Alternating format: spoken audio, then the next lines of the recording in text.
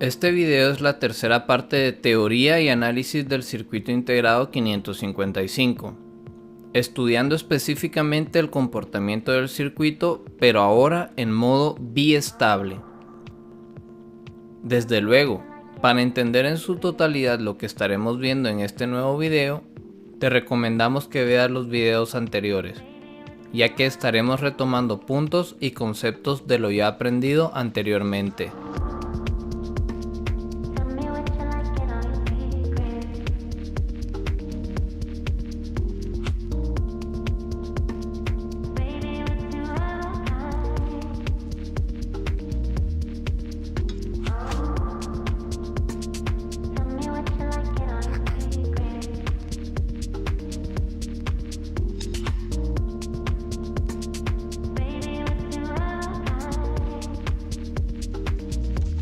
El circuito para hacer operar el 555 en modo biestable es realmente sencillo, y dependiendo de la aplicación del mismo, los diseños pueden variar ligeramente, pero el resultado final es siempre el mismo.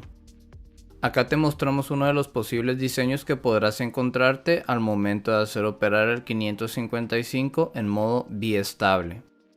Como puedes observar en la imagen, una de las maneras de hacer variar el valor de salida del 555 por su pin número 3 es modificando directamente el estado del pin número 2 de disparo y el estado del pin número 6 de tensión umbral mediante el uso de pulsadores.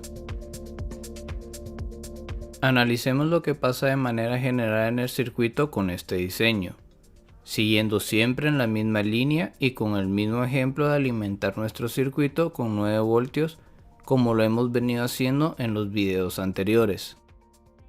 También ya sabemos que internamente nuestro 555 tiene un divisor de voltaje conformado por 3 resistores de igual valor resistivo, dividiendo así en partes nuestra tensión de alimentación, siendo que en el primer nodo del divisor tendremos 2/3 partes VCC, que es lo mismo a 6 voltios, y en el segundo nodo tendríamos 1/3 parte el voltaje de alimentación, o sea 3 voltios.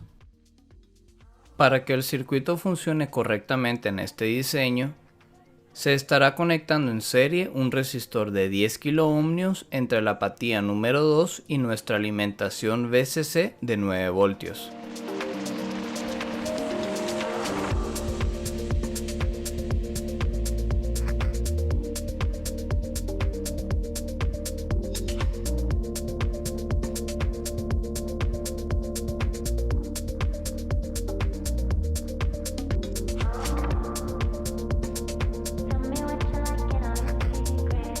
Y a su vez, se estará conectando en serie también un pulsador entre la apatía número 2 y la alimentación negativa o GND del circuito.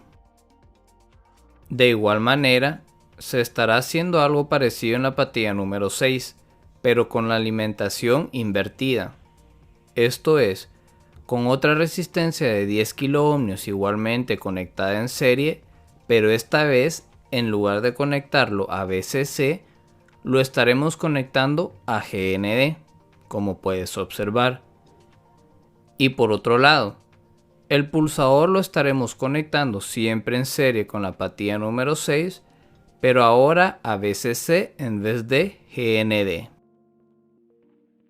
También, en algunos diseños podrás observar o no un condensador de baja capacitancia en la apatía número 5 de control de voltaje. Nosotros recomendamos siempre poner el condensador para estabilizar la señal del 555 y evitar así posibles falsos disparos. También, dependiendo del diseño, podrás ver la apatía número 4 de reseteo del 555 conectado directamente a VCC. En los videos anteriores entramos en más detalles acerca de esta conexión. Y por último, y lo que realmente nos interesa, la señal de salida del 555 por su apatía número 3. A esta, dependiendo del diseño nuevamente, le podrás ver conectado a un diodo emisor de luz, o a dos como lo puedes apreciar en la imagen. Pero un LED activado con la señal de salida alta y el otro LED activado con la señal de salida baja.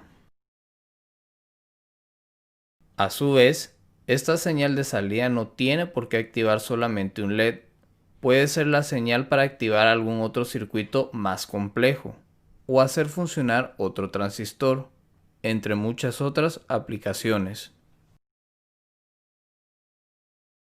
Acá te mostramos el mismo diseño, pero ahora con un diagrama de bloques montado en una protoboard para que puedas analizar el que más se te facilite. Te mostramos el mismo diseño de dos maneras diferentes. Tú eliges cuál se te facilita más. Por acá tenemos nuestro primer pulsador conectado en serie entre GND y la apatía número 2. Y también la resistencia de 10K.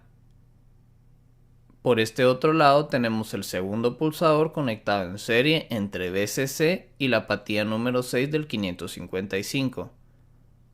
De igual manera la otra resistencia de 10K.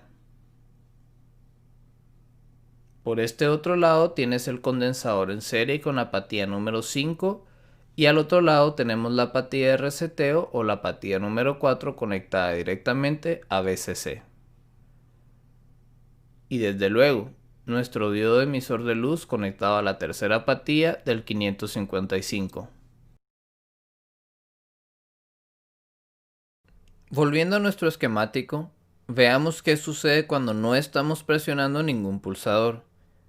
En nuestro primer comparador de voltaje o el comparador superior, podemos ver que por su entrada inversora o lo que es lo mismo la entrada con el signo menos, tenemos un voltaje de 6 voltios.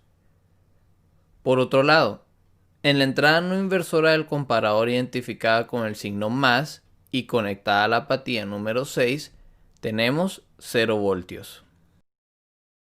El comparador analiza sus dos entradas y al ver que el voltaje que entra por su apatía inversora con signo negativo es mayor que lo que entra por su apatía no inversora, entonces este comparador a su salida entrega un 0 lógico, o lo que es lo mismo, 0 voltios.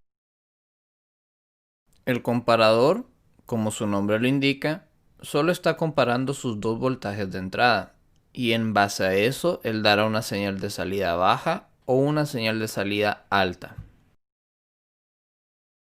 Veamos ahora qué sucede con el segundo comparador C2 o el comparador inferior. En este comparador ya no es la apatía inversora la que se encuentra conectada al divisor de voltaje, como fue el caso del primer comparador, sino más bien en su entrada no inversora identificada con el signo más, la que está conectada al segundo nodo del divisor, teniendo así un voltaje de 3 voltios en esta entrada. Por su entrada inversora con signo negativo y conectada a la apatía número 2 del 555, tendremos 9 voltios. De igual manera, el comparador realiza su trabajo y al ver que lo que está en su entrada negativa es mayor que lo que está en su entrada positiva, a su salida obtendremos igualmente un 0 lógico. Si recordamos la tabla de comportamiento del flip-flop estudiada a detalle en el primer video de esta serie de videos, sabemos que cuando en la entrada del flip-flop tenemos dos ceros lógicos, a su salida obtendremos el estado de no cambio, y al energizar el circuito por primera vez, en la salida Q del flip-flop tendremos un 0 lógico, y en Q inversa tendremos el valor invertido de Q, o sea, un 1 lógico. A su vez, la etapa de salida del 555 se encarga de amplificar la señal que él recibe de Q inversa, pero además invierte la señal de un 1 lógico a un 0 lógico, pudiendo apreciar esta señal de salida en la apatía número 3 del 555. Y como puedes observar en el diagrama, en ese momento el LED se encontrará apagado. Veamos ahora qué sucede cuando presionamos el pulsador 1 conectado en la apatía número 2. En el instante que estamos presionando el pulsador inferior por la apatía 2 pasamos de los 9 voltios iniciales a 0 voltios. El comparador inmediatamente empieza a hacer su tarea, que es la de comparar sus dos voltajes de entrada. Pero esta vez el voltaje en su entrada no inversora, identificada con el signo más, es mayor al voltaje de su entrada con el signo menos. Entonces, ahora el comparador, en vez de darnos un 0 lógico, nos dará un 1 lógico en su salida. Ahora nos encontramos nuevamente en la etapa del flip-flop. Se dice que cuando en su entrada tenemos un 0 en reajuste y un 1 en ajuste, estamos ajustando el dispositivo, y a su salida el flip-flop invertirá sus señales. Es decir, por la salida Q ahora pasaremos de un 0 lógico a un 1 lógico, y en Q inversa ahora tendremos un 0. Pero el trabajo aún no ha finalizado. Nuestra señal de Q inversa aún tiene que pasar por nuestra etapa de salida, y al hacer eso, dicha señal se amplifica, pero además se invierte. O sea que pasamos de un 0 lógico a un 1 lógico. Y como puedes observar, nuestro LED se enciende inmediatamente. Te recordamos que todo esto pasa en una fracción de segundo cuando pulsamos el primer pulsador. En cuanto dejamos de apretar el pulsador, los valores de entrada del 555 por su patilla número 2 también cambian, pero los valores de salida del 555 no cambian. Es decir, el LED sigue estando siempre encendido aún después de dejar de presionar el pulsador. Esto es debido a que al dejar de presionar dicho pulsador, en la patilla número 2 volvemos a tener los 9 voltios iniciales. En la entrada del comparador inferior C2 volvemos a tener un voltaje mayor en su entrada inversora. El comparador al ver esto cambia su señal de salida de un 1 a un 0 lógico.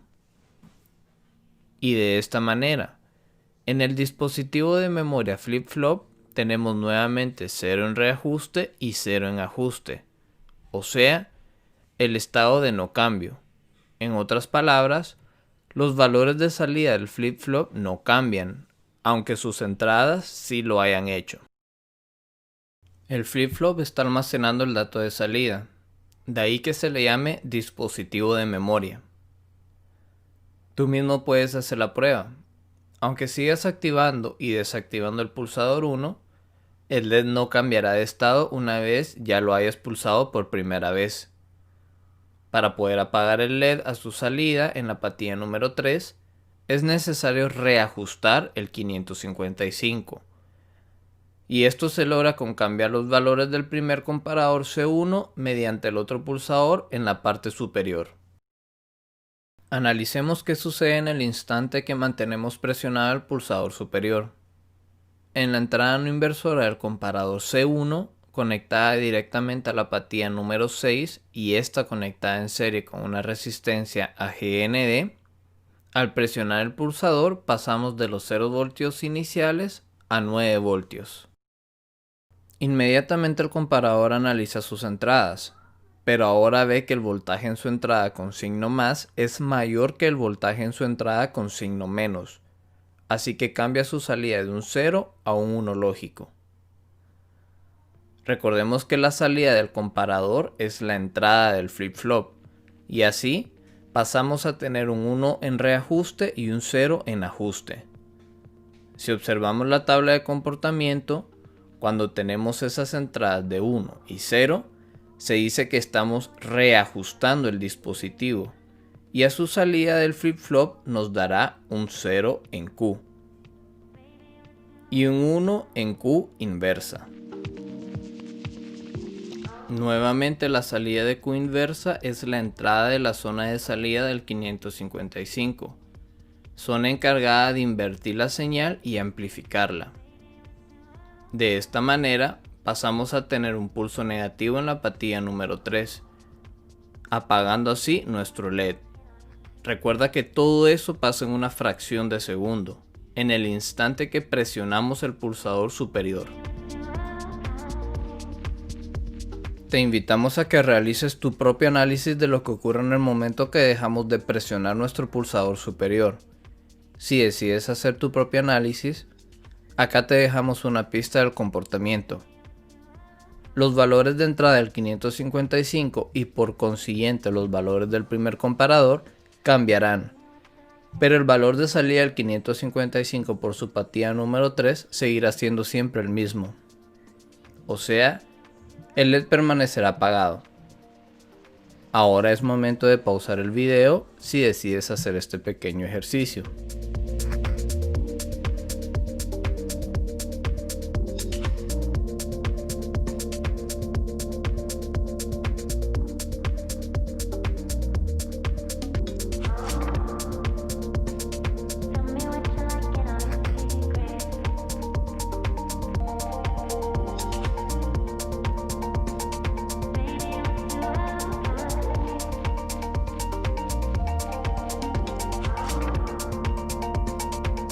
Esperamos que te hayas tomado tu tiempo para realizar este pequeño ejercicio. Veamos ahora qué ocurre cuando se deja de pulsar el pulsador superior.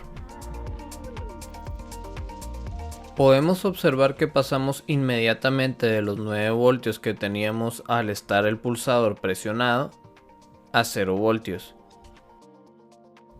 Por consiguiente, el valor de salida del comparador C1 cambia de un 1 a un 0. Y una vez más, los valores de entrada del flip-flop son 0 en reajuste y 0 en ajuste, que es el estado de no cambio. Así, nuestros valores de salida del 555 se mantienen aún luego de dejar de presionar el pulsador superior. Y para finalizar con este esquema, tenemos en la tabla de comportamiento del flip-flop un cuarto estado, que si vienes de ver los videos anteriores, concretamente el primer video en donde hablamos exclusivamente del flip-flop y la etapa de salida, sabrás lo que sucede con este último estado. Pero sin entrar en tanto detalle, este es el estado inestable o indefinido, y sucede cuando presionamos ambos pulsadores al mismo tiempo, o dicho en otras palabras, es cuando tratamos de ajustar y reajustar el dispositivo al mismo tiempo, y dependiendo del fabricante y del esquema o de los componentes empleados del 555, tendremos un comportamiento de salida u otro. Y así, de esta manera, hemos realizado el análisis de una de las posibles configuraciones del 555 en modo biestable. Otra configuración bastante común y que también podrás encontrar con frecuencia al momento de conectar el 555 en modo biestable es la de variar la señal de salida empleando la patilla número 4 de reseteo del 555 en vez de la patilla número 6 de tensión umbral. Para hacer esto, solo necesitas mover dos componentes, y basta simplemente con mover nuestro resistor R2 de 10 kΩ conectada en serie a nuestra patilla 6. Y ahora conectarla en serie con nuestra alimentación VCC de 9 voltios y nuestra patilla número 4 de reseteo. La patilla número 6 siempre la dejamos conectada a GND, pero ahora de manera directa sin resistor alguno. Y por último, movemos nuestro pulsador 2 y lo reubicamos en serie con la patilla número 4 de reseteo y GND. Y así de simple, ya tienes otra configuración bastante común que te podrás encontrar con frecuencia. En este diseño igualmente sigues encendiendo el LED al presionar el pulsador 1, pero ahora en vez de apagar el LED variando la señal por la patilla 6, ahora lo haces reseteando directamente el dispositivo de memoria flip-flop. Si necesitas de otra perspectiva para entender aún mejor lo que se acaba de realizar, acá te mostramos el diagrama de bloques que te mostramos al principio de este video, con el pulsador 2 conectado a la patilla 6. Y ahora el nuevo diagrama de bloques con el pulsador conectado en serie con la patilla 4 y GND y el resistor de 10 kΩ. Si quieres ver el video práctico en donde mostramos las conexiones del 555 en modo biestable, Te invitamos a ver el siguiente video de esta serie de videos del circuito integrado 555.